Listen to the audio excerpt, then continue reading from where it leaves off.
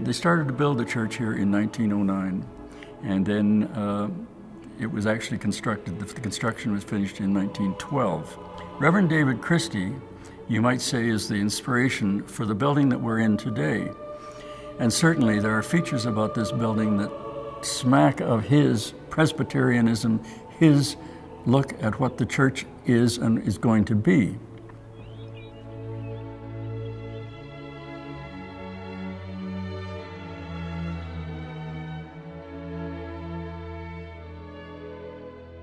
The architect was John Russell. He was the sole architect and designer of this church.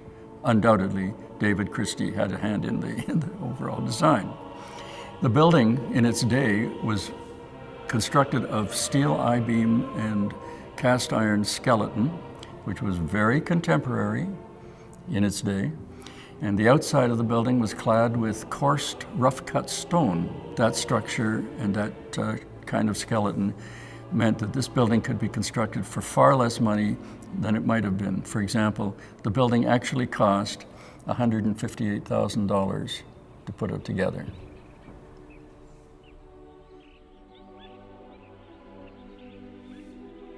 If you look at the design of the building, you've got basically a rectangle with a couple of pieces stuck out on either side. These pieces are called transepts. In England, the transepts are very large structures at both sides of the building to give the building the shape of a cross. Some people feel that architect Russell, who was a Mason, wanted to represent that Masonic symbol in his structure of this building. Personally, I don't know of any reason to believe that. The interior of the building, this sanctuary in which we are presently sitting, seated 1,100 people.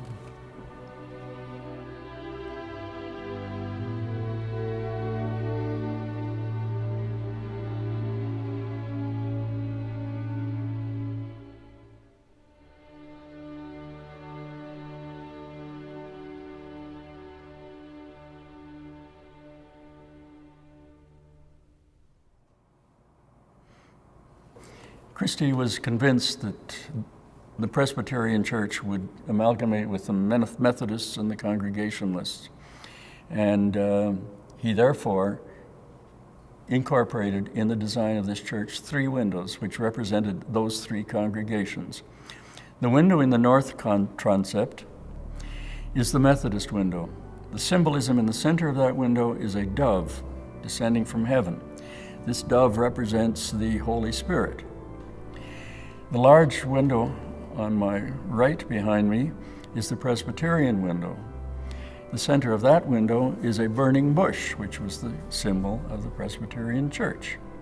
And the direction I'm looking in this camera, behind it, is the rose window, which is on the front of the building, which represented the Congregationalist Church. The center of this window is the Holy Bible open, which was the symbol of the Congregationalists. In front of the Bible is the anchor, and St. Paul referred to the anchor as God's promise to his people, is the anchor of our soul. We have 2 other windows in the main sanctuary, which are towards the front. Again, on the north side is a window of Jesus knocking on the door.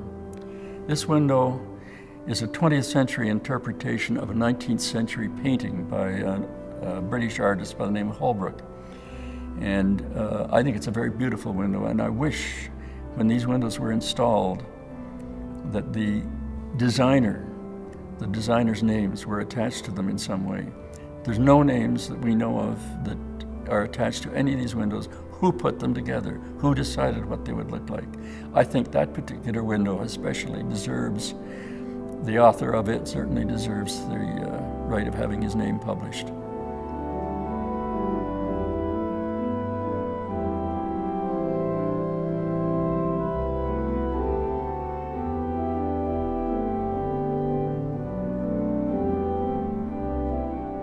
The organ, which is one of the finest in Western Canada, and was at the time it was built, is built by Cassavant Frères, a company in St. Hyacinthe, Quebec.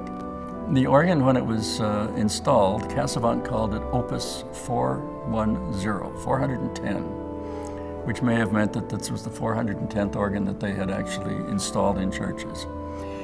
It was a 4-manual organ, as it is today. It had a different console from the one that we see in the sanctuary now. It was, in its day, one of the best in Western Canada. There have been other organs since in Western Canada that superseded it in a sense. The organ has recently been refurbished at a cost of over $200,000.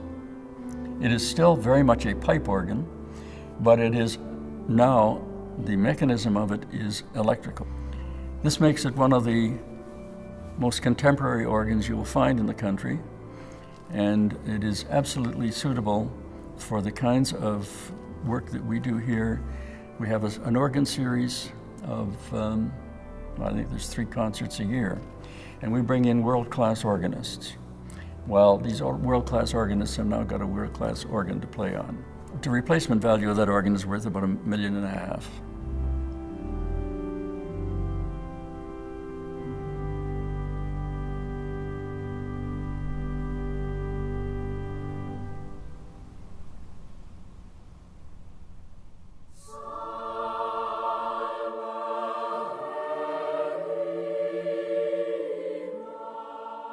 We have the 2 towers, which in 1912 must have been extremely dramatic in this area of the city.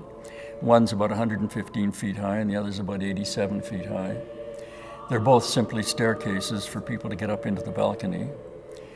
In an English church in England, one of those towers would have contained bells.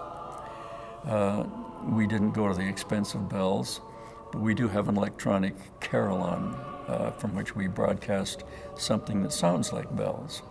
Sometimes the people in the community aren't too pleased with the sound of our carillon. Nevertheless, that's been with us since in the early 70s, I think the first one went in.